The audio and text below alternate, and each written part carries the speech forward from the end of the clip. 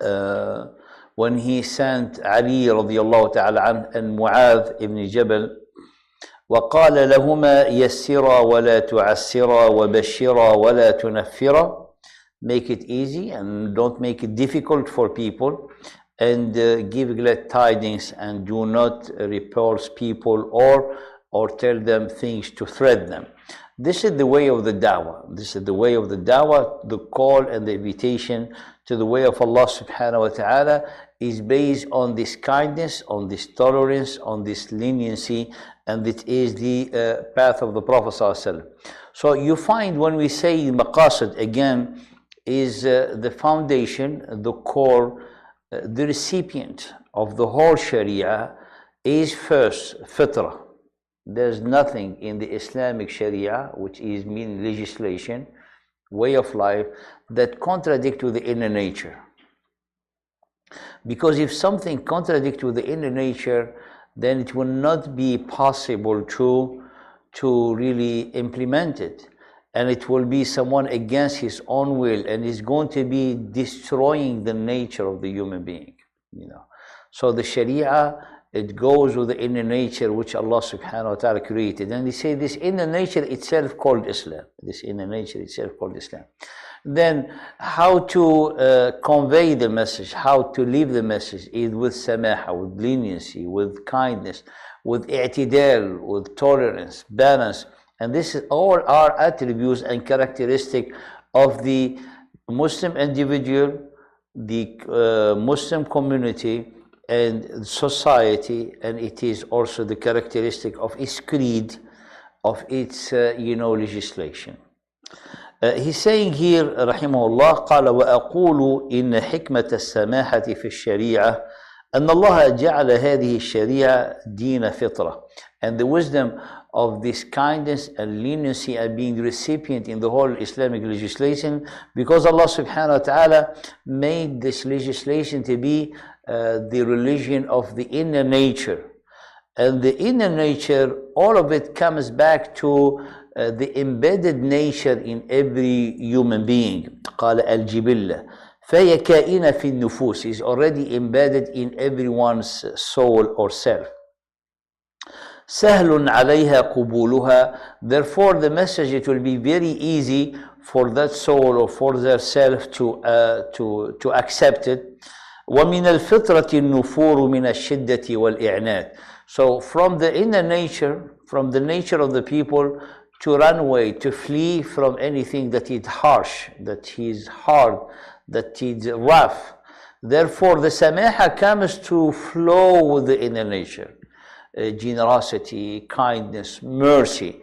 And we mentioned the hadith of the Prophet ﷺ, or actually the ayah in Surah Al-Imran, where Allah subhanahu wa ta'ala said to his Prophet, if you were someone who is like hard, rough on them, they will not have been around you. قَالَ لَمْ فَضُّ مِنْ حَوْلِكَ, they will have left you. But Allah subhanahu wa ta'ala made his prophet to be above the greatest of the moral, when he told them in Surah Al-Qalam, وَإِنَّكَ لَعَلَى خُلُقٍ عَظِيمٍ وَإِنَّكَ لَعَلَى خُلُقٍ عَظِيمٍ. Allah subhanahu wa ta'ala says in Surah An-Nisa in ayah 28, يُرِيدُ اللَّهُ أَن يُخَفِّفَ عَنْكُمْ وَخُلِقَ الْإِنسَانُ ضَعِيفًا. Allah make it easy for you, because man was created weak. وقد أراد الله تعالى أن تكون الشريعة الإسلامية شريعة عامة ودائمة. The high intent for this legislation, that Allah subhanahu wa ta'ala will for this legislation to be for everyone, for every human being, and to be everlasting to the end of the time. Therefore, it need to take, on consideration, or to be built on this natural disposition of the human being. Natural disposition. So it will not, the natural disposition, it will not be influenced by culture, it will not be influenced by time, it will not be influenced by environment. This is everyone, subhanallah, born with it, is natural. He's saying رحمه الله تعالى وقد ظهر للسامحة أثر عظيم في انتشار الشريعة وطول دوامها. And you see it already, the effect of this leniency into the Sharia, how in the way that is being overly spread, and how it's lasting after all this 1500 years. ولذلك كره الله من المشركين تغيير خلق الله فأسنده إلى الشيطان, as Allah subhanahu wa ta'ala disliked. And Allah subhanahu wa ta'ala instructed us that one of the major things is to change the creation of Allah. Changing the creation of Allah goes from changing the beliefs, changing the true concept, the natural concept that it goes with the inner nature, but also change the creation. That's the creation, even the form, the image of the creation. That's why Allah subhanahu wa ta'ala, He said that the shaitan, one of his objectives is to change this creation. By changing the form, by changing the image, he will change the thoughts. And by changing the thoughts, he will change the beliefs. And by changing the belief, he will destroy the fitrah, that's innocence, that inner innocence that everyone have. That's why Allah subhanahu wa ta'ala said in Surah An-Nisa that the shaitan saying, وَلَآمُرَنَّهُمْ فَلَيُبَتِّكُنَّ آذَانَ الْأَنْعَامِ, I will order them so they will pierce the ears of the cattle. And subhanAllah, that's is changing of the creation of Allah. I mean, torturing cattle just to show that it belongs to you, that's not, a very kind way. You see there's a lot of cattle like goats, and I think you have like a big hole. Why? Because this is to say that this is belong to this farm, or this belongs to, so he make it like it belongs to them by doing something that is really horrible for the animal.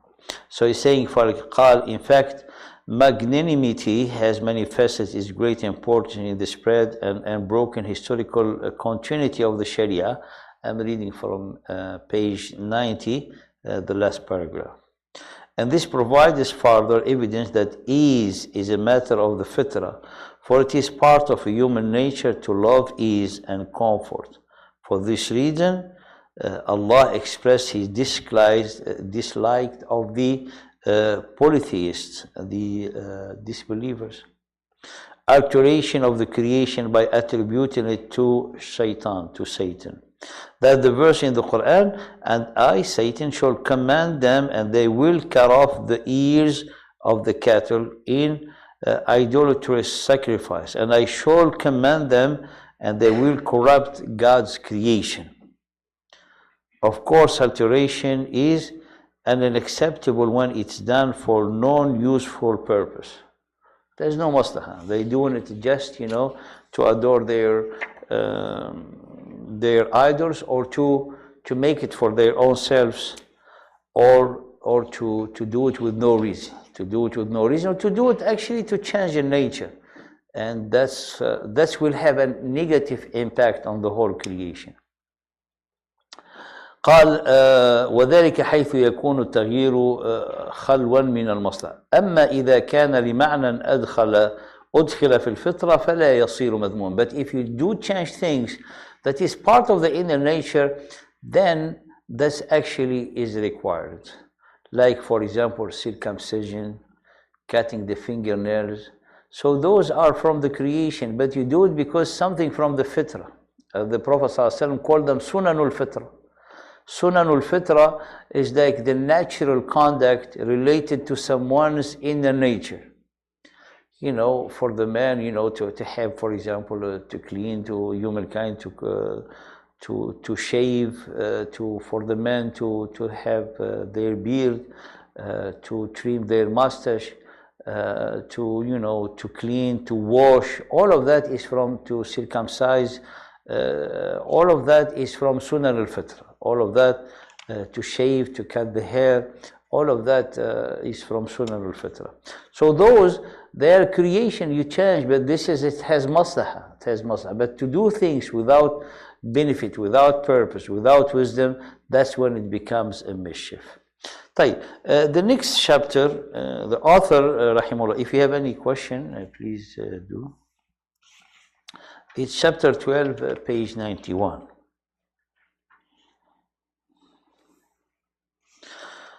The general objectives of Islamic legislation. So remember that we have the base, the recipient of the whole Sharia in its intent, in its building its law, is the fitrah. That's one of the fundamental, one of the, let's say, core piece in the Sharia, is the fitrah. Which is mean later on, when a law of the Sharia comes to contradict with the fitrah, you will question, have a question mark. Say, is this truly Islamic? Because that's why we're studying this. Because if the recipient of the whole Sharia is based on the fitrah, any law that contradicts the fitrah, it cannot be Islamic. So sometimes people, they describing horrible things, then they say, oh, this is the Muslim, they do. You, without knowing the whole Sharia, you will say this is wrong, this is not Islamic. Why? Because he said the principle of the Sharia is built on the inner nature. So anything that contradicts inner nature, it doesn't work. It's not from Islam. Anything that it has, contradict moderation, tolerance, leniency, it's not from Islam. Someone, for example, we'll take a simple example, we're not going to take. But someone, for example, he just, come to Islam or repent, and his teacher is telling him, you have to pray 10 rak'ah every night at 3 o'clock in the night. I say, what is your evidence? He said, the Prophet ﷺ used to do it every night. Then you think of it, you say, I'm new, this is going to be hard for me. So the nature of a human being cannot get into such a thing, get used to such a rhythm of worship that easy. So if someone will listen, even without knowing, he said, I don't think this is, the teaching of the Prophet ﷺ obligates such a thing. Why? Because it's against the nature of a human being. You can tell him, you start with 5 prayer, that's an obligation. Everyone can do that. And then you help him how he can, manage his schedule. So I don't know how to recite the Fatiha. I told him, no, if you don't know, you don't pray. You say, hold on, it's not Islam is so, moderate and kind. I want to meet Allah, and you are forbidding me to meet Allah because I don't know the Fatiha. So you realize, so this law that I just shared with him, it doesn't go with the leniency of Islam. So it must be a hukum. And you go and you find the hukum, actually. And this is, subhanAllah, many people, when they hear things about Islam, when you know this principle, without knowing, having the whole idea of the Sharia, you can say this is not from the Sharia, because it doesn't go with the inner nature. Of course, someone doesn't make the inner nature what he believes it is. Because there are some people, for example, seeing some of the action of mischief, it's part of the nature of the human being, which is not. We're talking about the inner nature as described in a clean way and pure way and innocent way by the way of Allah subhanahu wa ta'ala. طيب. Here, القصد العام من التشريع. القصد العام من التشريع, the objectives, the general objectives of Islamic legislation. Why Allah subhanahu wa ta'ala, He made you to live according to rules. There's people, they hate rules. And they think of Islam is like, everything code, everything rules. But subhanAllah, people, they miss a great point. They live their life with rules, but when Allah invites them to the rules, they think that being imprisoned. They live with rules. If there's someone can get salary without going to a job, so he's in the rules, he has to go on time. And he only can leave on time. And he has to stop at the red light. And if you do things and you will be like, sanctioned for his ill doing, he said, I didn't know. He said, you didn't have the right. You cannot say, I didn't know, because that's the law, right? So everyone is going through, subhanAllah, through rules. And everyone who wants to achieve something, he's going to make himself or herself go on, certain pattern, certain rules. But when it comes to Allah subhanahu wa ta'ala, it's like Allah subhanahu wa ta'ala, He doesn't have the right to give you rules. And this is how people, they think of some of the religion or the way that's of life, especially when we're talking about our faith, which is the Islamic faith. Allah's rules are not rules. Allah's laws are rahmah. Allah's laws are rahmah. Someone can live a whole lifetime and he didn't discover his own self. And you can ask a question for someone, you ask a person, tell them what makes you happy. If there's a definitive, certain answer for this question,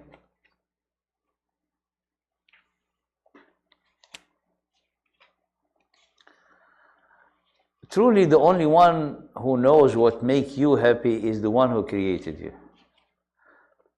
That's why Islam comes to be called Islam, to surrender to the one who created you, to trust in Him because He has the guidance to what really makes you happy. So when Allah subhanahu wa ta'ala, He's ordering you to do things, is for your sake. Someone when he going to go downhill, he doesn't need force to take him downhill. His weight is the force, right? We go like downhill. But if you want to go uphill, if you want to go to a summit, you need to have a lot of effort, right? That effort, it is the legislation.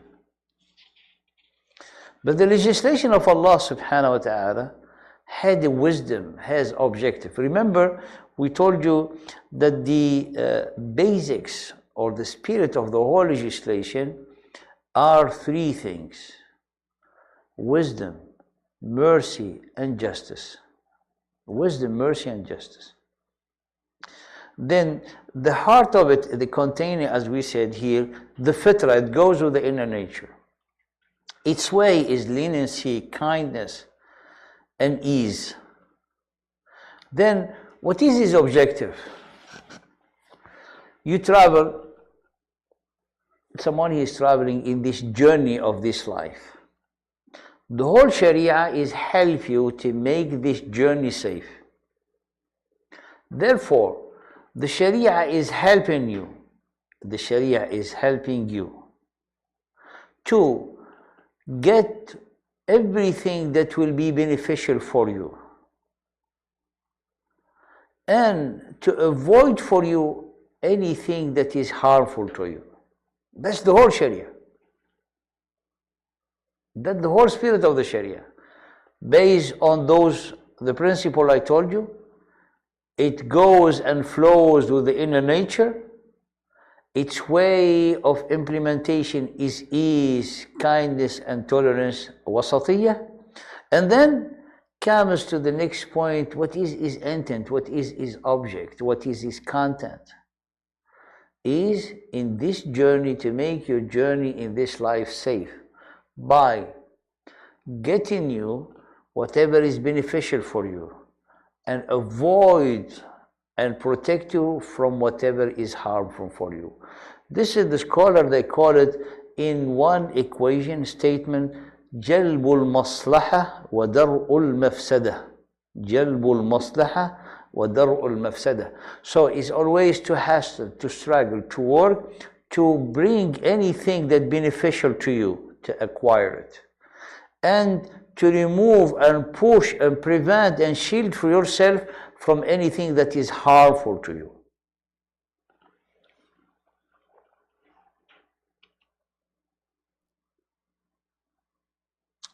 He's saying here, if you study the sources of the Sharia that give us the idea about his high objective and intent, it being clear to you from the principle of the Sharia and even from all the different part of it or the details, study it in a very meticulous way, you find that the whole objective is to protect a whole system of the ummah that is working on reform, on islah, on maslahah, on benefit. So that's the whole spirit. How to maintain something that is working, peaceful, good, providing goodness for the people. That's the whole intent of the Sharia. So here is saying, we can draw from the following conclusion. Both its general rules and specific proofs indicate that the whole purpose, principle of Islamic legislation is to preserve the social order of the community and ensure its healthy progress by promoting the well-being and righteousness. Salah.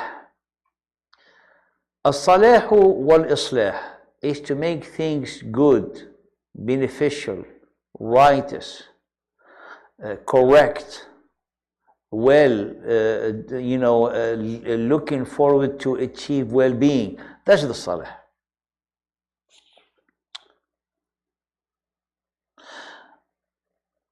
The well-being and virtue of human being consists of the soundness of their intellect, the righteousness of their deeds, as well as the goodness of the thing of the world where they live that are put at their disposal. And this is very amazing how to put the whole thing, because our aqidah is related to such a thing. Look, he said, وَيَشْمَلُ صَلَاحُ عَقْلَهُ. So, and this is very important, slowly we're going to discover that the principle of the aqidah or the principle of the Sharia, you'll find it, you understand every detail of the law is related to this principle. Look what he said. قال ويشمل صلاحه.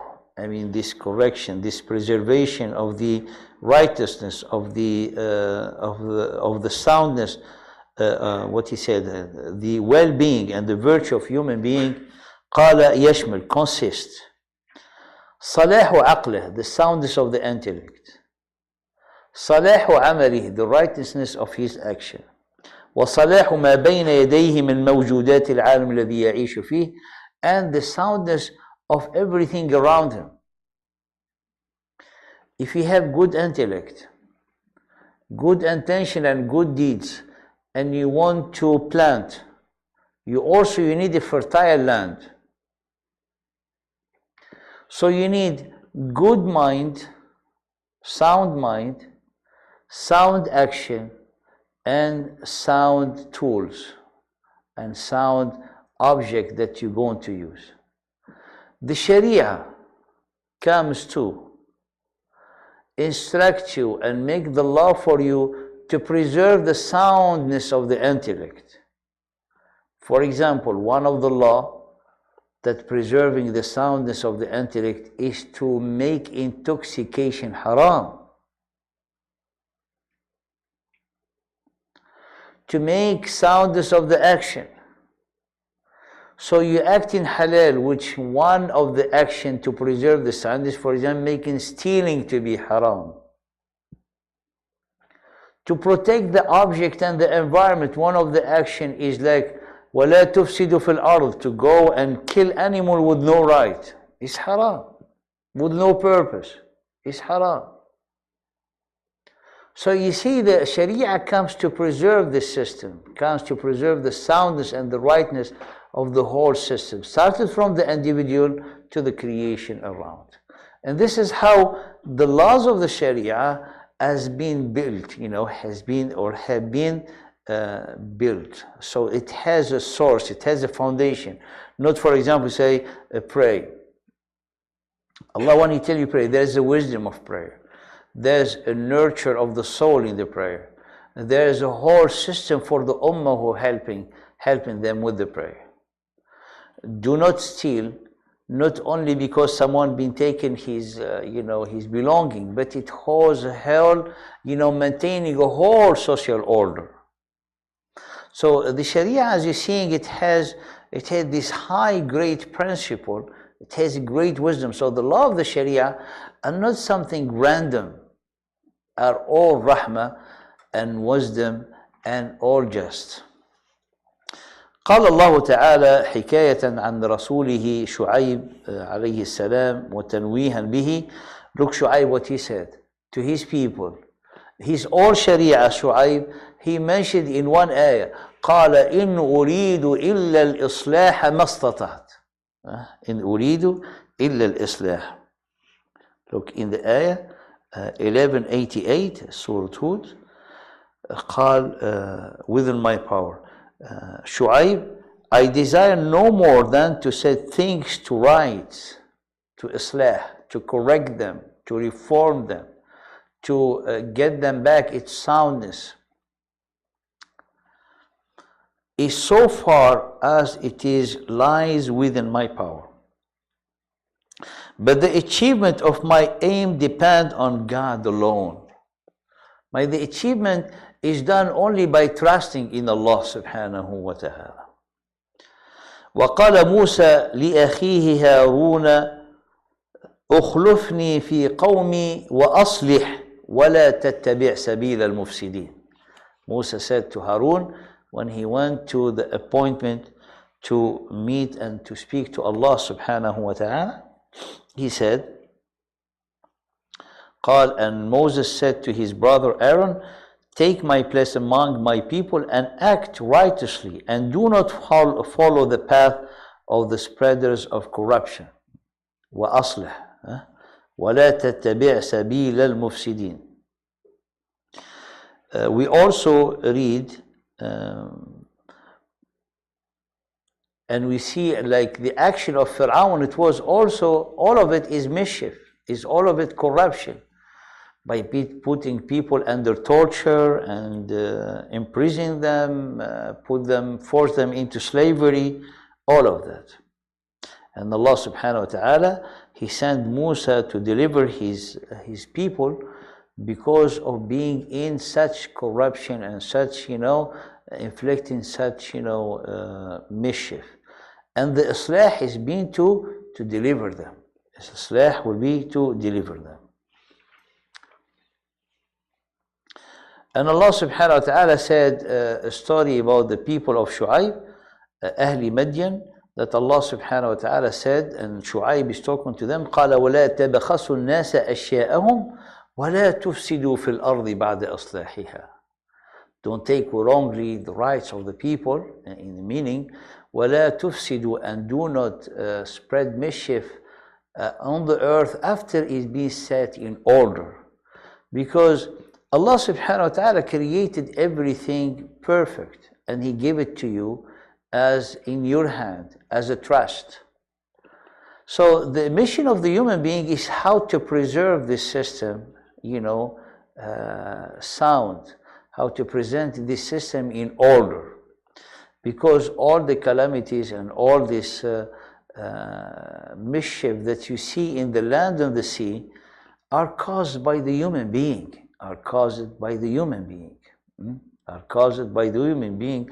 As Allah subhanahu wa ta'ala said in Surah Al-Rum, ظهر الفساد في البر والبحر بما كسبت أيدي الناس.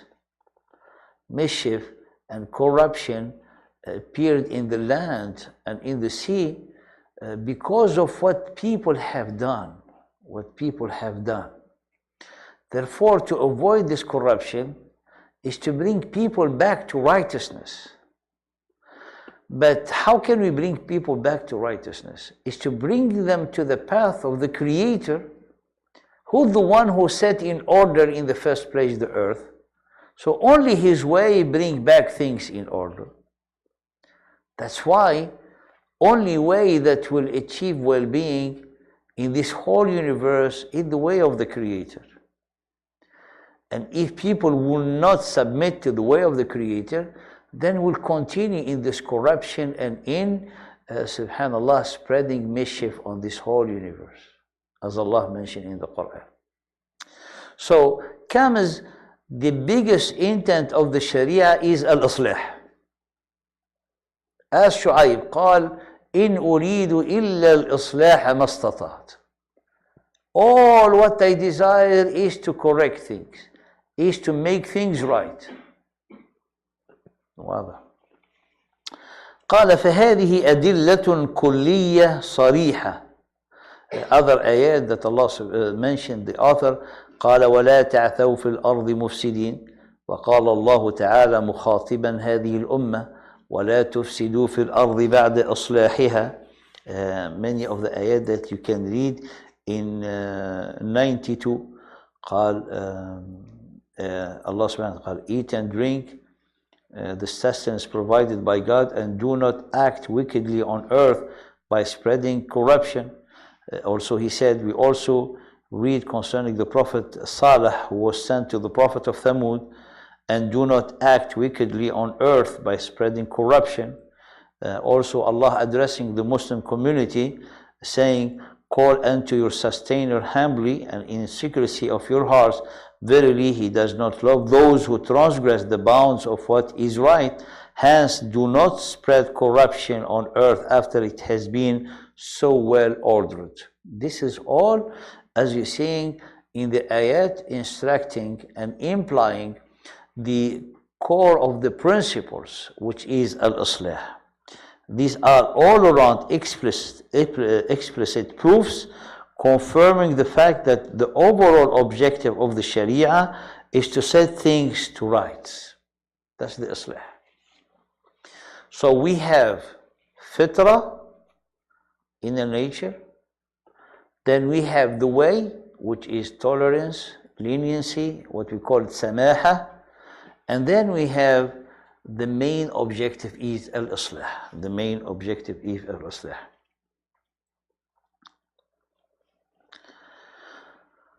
Other adillah, other proofs, which is like will imply that the islah is an obligation.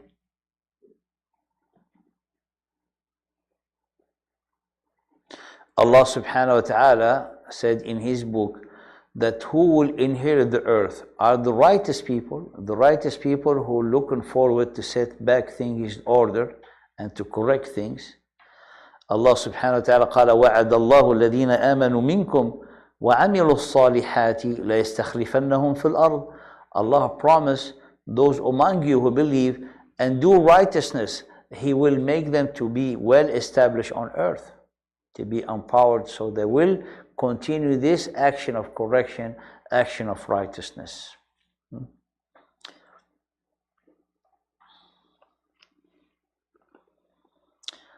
قال, now as you see the author rahimahullah ta'ala, he'll go in a very profound analysis, so when we come in a conclusion we know that is a certain conclusion. And this is one of the aspects of Maqasid al-Sharia, because Maqasid al-Sharia we will not have difference of opinion between the scholars. It's not this is the branches of the fiqh to have difference of opinion. No, the Maqasid are all the principle has the consensus of the whole ummah, and they are certain in their reference. They are certain in their reference, which is like we know this is not one dalil, one proof, is like, you know, many of the adillah of the Quran which make us to take the conclusion that this is a principle in the Sharia. That's why he's saying وَمِنْ عُمُومِ هَذِهِ الْأَدِلَّةِ وَنَحْوِهَا حَصَلَ لَنَا الْيَقِينُ بأن الشريعة متطلبة لجلب المصالح ودرء المفاسد. So when we say al-islahu, from all these specific proofs and many proofs, we come to the conclusion, as we mentioned, that righteousness and well-being are the great favor that God bestows upon the righteous people, and righteousness and seeking righteousness is the highest objective of the Sharia. You can read this in page 93.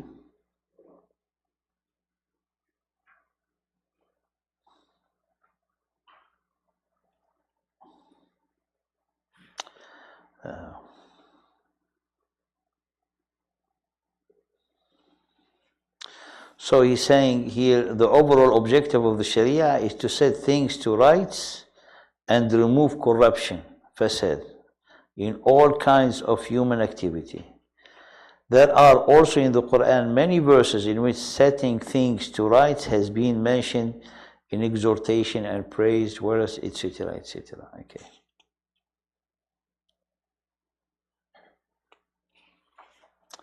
Any question?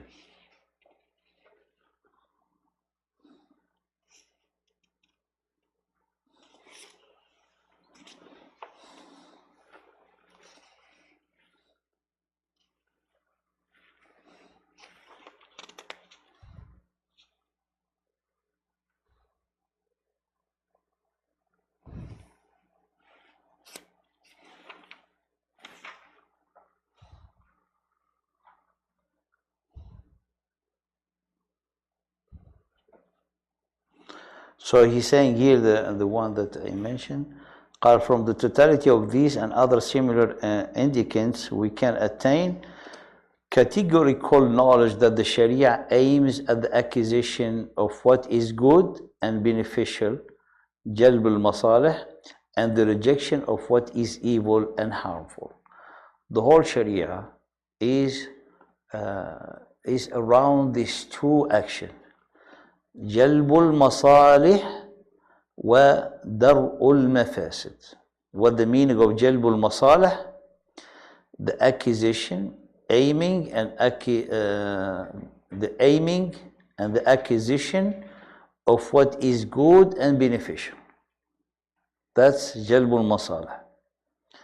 درء المفاسد is the rejection of what is evil and harmful. جلب المصالح ودرء المفاسد. جلب المصالح ودرء المفاسد.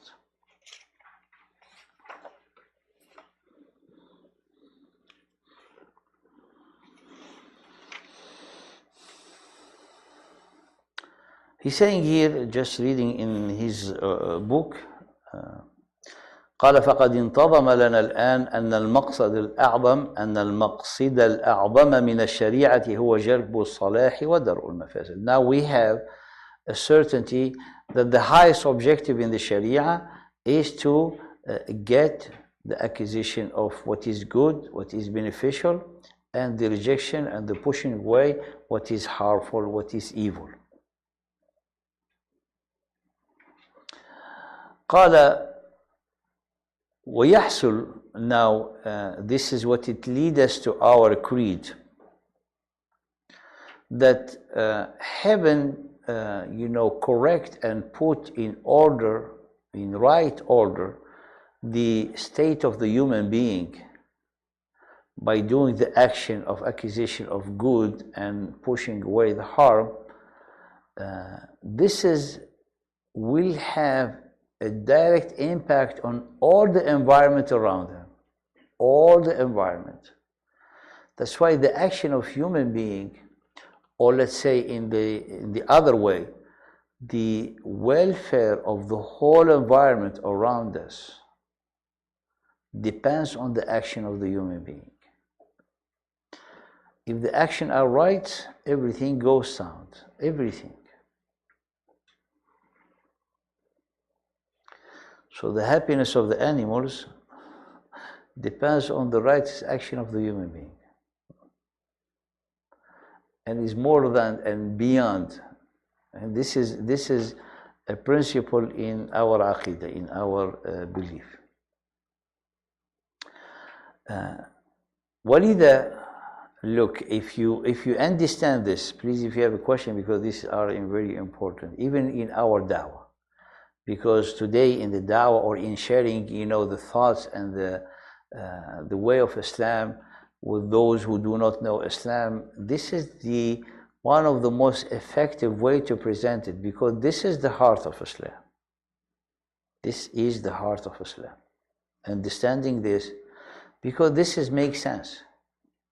And this is our Sharia, this is our Sharia, this is our deen of Islam, how it should be explained.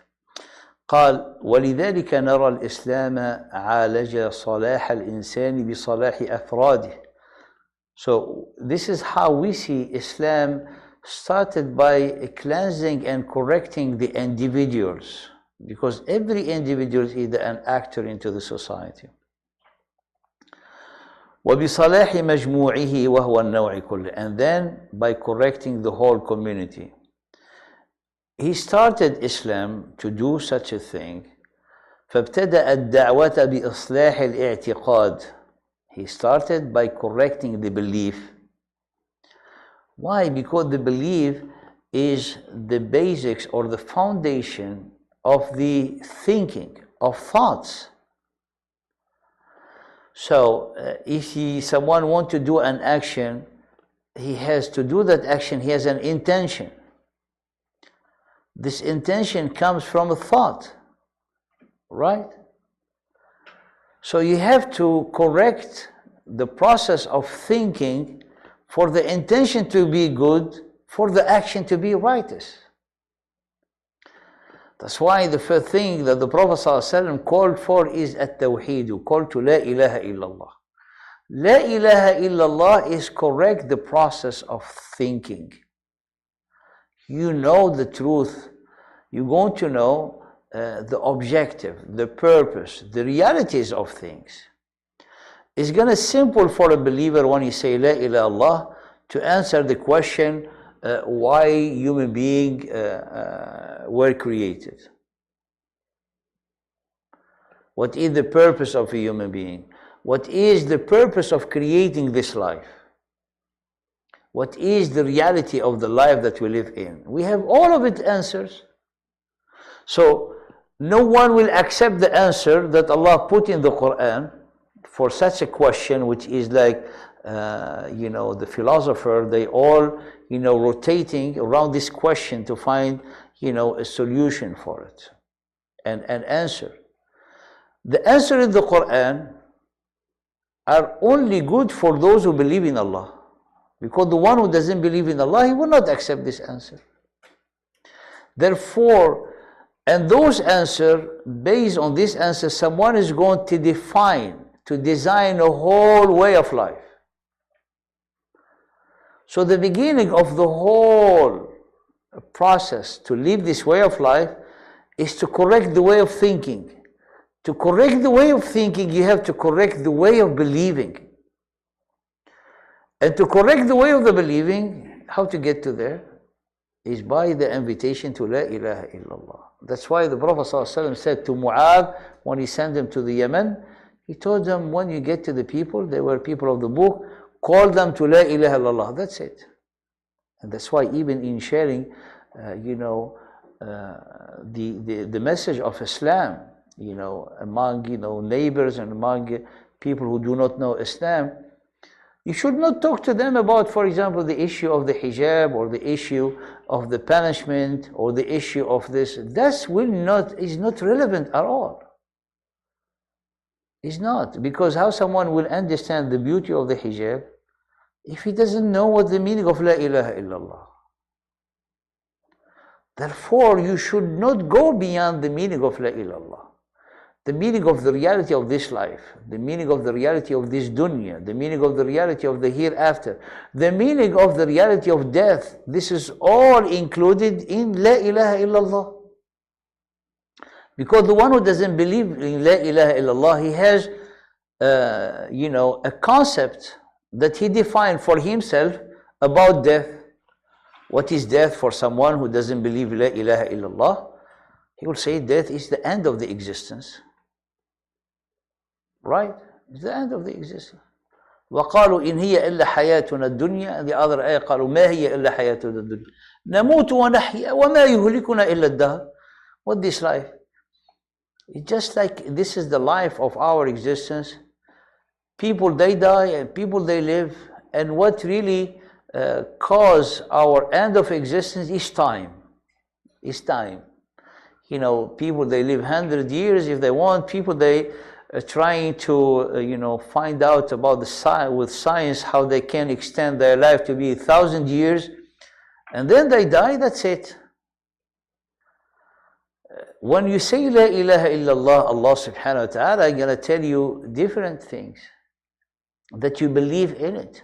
So you become to understand that death actually is another form of life.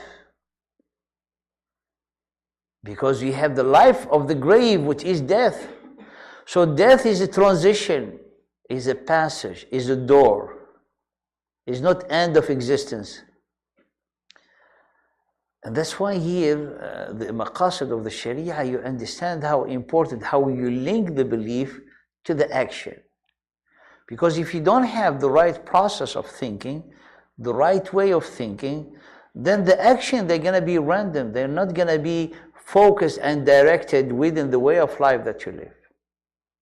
That's why he's saying here, رحمه الله تعالى, قال فابتدأ الدعوة بإصلاح الاعتقاد الذي هو إصلاح مبدأ التفكير الإنساني الذي يسوقه إلى التفكير الحق في أحوال هذا العالم ثم عالج الإنسان بتزكية نفسه وتصفية باطنه لأن الباطن محرك الإنسان إلى الأعمال الصالحة. This paragraph, mashallah, is a summary of all what I've been sharing with you, but it's very profound.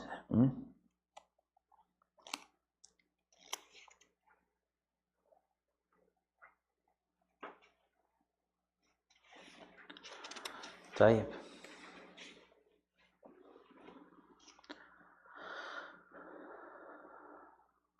And then after, dealing with the cleansing of the heart and the cleansing of the soul, to be, that good engine of the whole good action. And this is what helps human being to be driven and traveling to excellence, that the Prophet ﷺ called Al-Ihsan, Al-Ihsan, Al-Ihsan.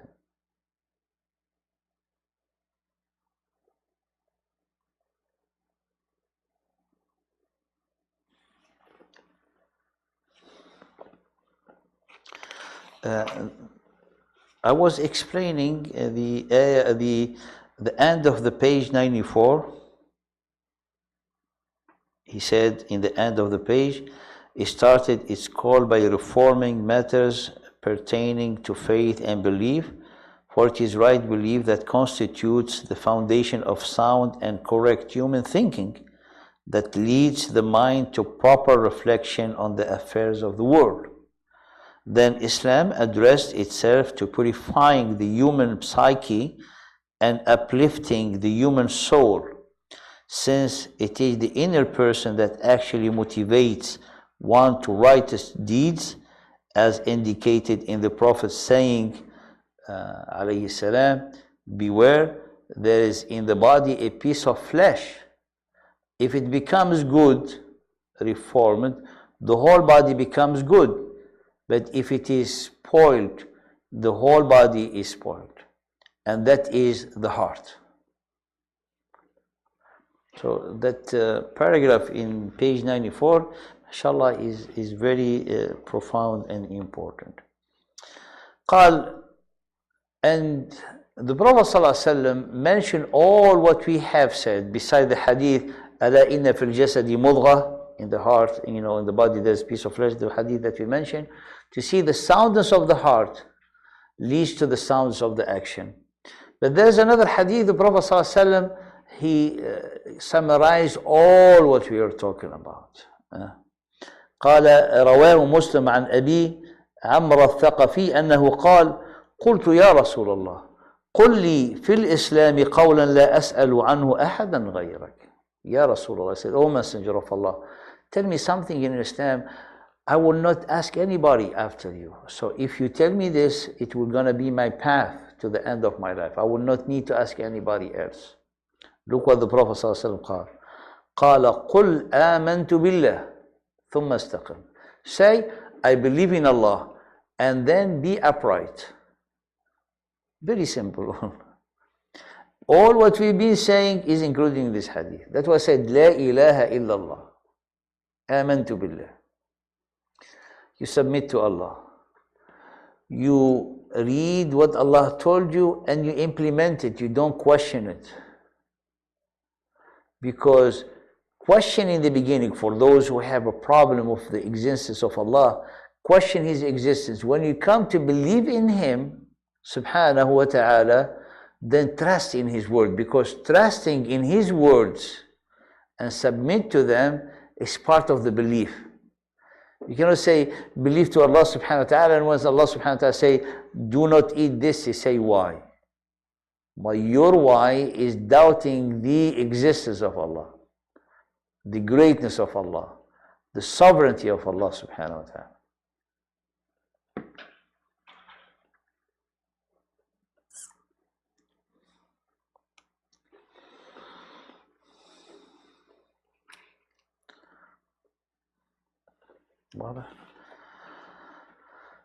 Any question or comment? We are Maghrib time, so yes, brother. For certain people that once you tell them the word of Allah and say you only believe in one God and like tell them about la ilaha illallah, they don't listen, especially like you try to reason and you try to say that there is no God. For such people, is there any other strategies to use their own logic to prove to them the existence of God, or do you just leave it at that? You just say la ilaha illallah and you just leave it. Well, La ilaha illallah, it's a whole journey actually. It's not only one word. It's not only one statement. When you say La ilaha illallah, what's the meaning of it? That the person that you're talking to, does he believe in the existence of God? Or people like being agnostic, okay, yeah, they might have a God, you know. Because here, as we study it, and in the way the elaboration that is done in the Aqidah, that we've been studying, the Salafi Aqidah, and this categorization made by Shaykh al-Islam ibn Taymiyyah, which is some of the scholars, they oppose it, and that they oppose it in a way of a way that it might open door to deviation. But this categorization is very simple and is very relevant and subtle. Because when you're talking about the oneness of Allah, God exists. So, God exists for a person, He's the creator, right? That's the majority of the human beings, they believe in that. But God exists also as the lawgiver. So this is required to believe. That's what you call rububiyyah wa uluhiyyah. He's the lordship, the creator, the provider. But see, the deity to worship, what it means to worship is someone to submit his own will to the law of the creator. So that's why the Prophet ﷺ, when some of the disbeliever, he was asking him, he told them, how come you bring, you claiming one God when we have all these gods that we need for our life, one to provide one thing. So the Prophet ﷺ simply, he told them, when you are in distress, which God you call? He said, I call the one in heaven. He told them, then why should you not worship the one also in heaven? So many people, they said, oh God, oh my God, when they have a problem, they call God, right? That's he's a believer, but he's a believer in a creator, in a provider. Someone, he always thankful to the one who give him money, but he doesn't want to listen to his words to do the thing. So for example, the parents, they say, I'll give you money, but you have to do your homework. He take the money, he go consume the money, spend the money, but he never do his work. This one is not a obedient kid, right? So for Allah subhanahu wa ta'ala, the humankind, they love to receive from Him, but they don't want to submit to Him. And these two make the belief in Allah. This is La ilaha illallah. The first one is not La ilaha illallah. The one who believes in the existence of God as being the creator, he's not the way. Therefore, people like to say, okay, now, what is the reality of this life? If we agree on the reality of this life, then we can go to the next step. Because in this life, is something to consider as the only life to live in, to enjoy it. As they say, to get the biggest bite possible is like you biting on an apple. That's the life. Or it's something else. Because in defining the concept of God, define the purpose of our life. And if we cannot go farther than that, then the discussion will not have any meaning. But it might be that someone that you can share with them, and this is what we do, because it is not accepted in Islam to force your way. nor to have, you know, it's forbidden. As Allah subhanahu wa ta'ala قال لا إكراه في الدين. There's no compulsion in the religion. Everyone believe what he feel comfortable with. But on the other hand, someone will share the peace that he has. Because when you're sharing why you believe in this, you might give a way of thinking for the one who's talking to you, who denying, you know, for example, the existence of God. I said, you know, which is very simple fact actually. You look for happiness, she looks for happiness, I look for happiness, he looks for happiness. But everyone decide of a journey to get to that happiness. If you share the peace and you show that you have that happiness, you don't need money to get this happiness. You don't need like glamour, you don't need fame, you don't need all these people that they're running for to get happiness, they're not getting it. But when you share such a thing, it's going to be profound and help people to think. Because when you talk about it, you're going to talk about it as a wisdom. And it is a wisdom. And the wisdom from Allah subhanahu wa ta'ala. Wallahu ta'ala. طيب, we'll meet you after Salah. Huh? You want to come back, right? You're there tired. It's going to be short, inshallah. After Salat, we'll do some of the purification of the heart to do some Tuhfa Iraqiyya. So we'll stop here, inshallah. So the chapter that we stopped is, we're starting next time, chapter 13, inshallah. The meaning of maslaha and mafsada.